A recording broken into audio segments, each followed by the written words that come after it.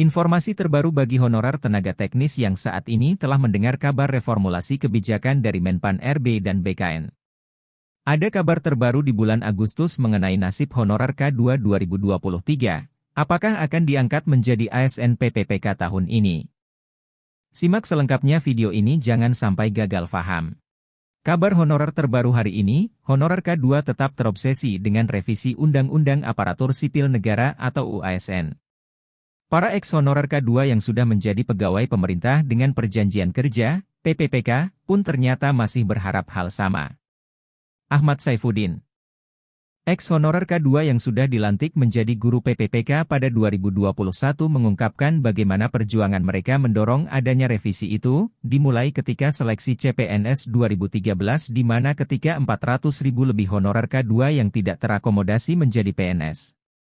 Pada 2014 honorer K2 terdiri dari guru, tenaga kependidikan, dan teknis lainnya bersepakat membentuk forum perjuangan. Pada tahun 2015, tercetus ide untuk merevisi UASN yang saat itu didukung Menteri Pendayagunaan Aparatur Negara dan Reformasi Birokrasi, Menpan RB, Yudi Krisnandi dan DPR RI.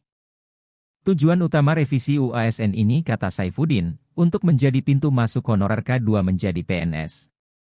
Sayangnya agenda revisinya molor sampai memakan waktu 2 periode masa bakti anggota DPR RI.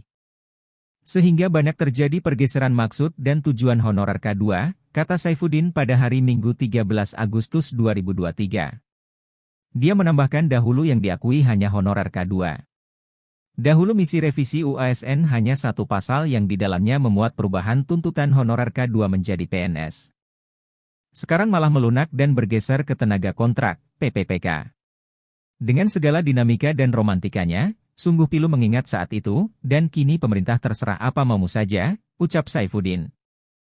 Dia mengungkapkan bagaimana kekecewaan honorer K2 ketika RUU ASN yang akan disahkan nanti malah mengarah pada PPPK. Ironinya ada tambahan baru berupa PPPK paruh waktu. Menjadi PPPK saja, kata Saifuddin, sudah melukai hati honorer K2 dengan masa pengabdian panjang, apalagi paruh waktu. Sebenarnya rekan-rekan lawas, honorer K2 maupun ex-K2, masih terobsesi dengan revisi UASN. Biar bagaimanapun keinginan honorer K2 itu menjadi PNS, tegasnya. Oleh karena itu, Saifuddin mengingatkan kembali bagaimana sejarah adanya revisi UASN. Namun dinamika yang terjadi menghasilkan produk baru dan jauh dari cita-cita awal. Dia berharap honorer K2 diarahkan menjadi PPPK penuh waktu. PPPK penuh waktu dan punya prestasi bisa digiring ke PNS.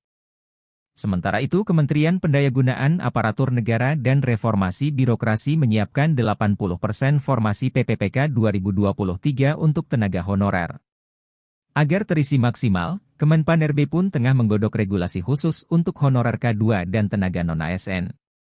Tujuannya, kata Deputi Suharmen, untuk mempercepat penyelesaian honorer K2 dan tenaga non-ASN, sehingga formasinya 80% akan dialokasikan untuk mereka. Pelamar umum tetap diberi kesempatan, tetapi dengan alokasi formasi sebesar 20%. Dia juga menegaskan Kemenpan RB nomor 571 tahun 2023 tentang optimalisasi pengisian kebutuhan jabatan fungsional teknis pada pengadaan PPPK tahun anggaran 2023 yang baru dikeluarkan pada 2 Agustus bukan untuk pengadaan PPPK 2023. Sekian yang dapat admin sampaikan. Terima kasih dan semoga dapat bermanfaat bagi sahabat semuanya.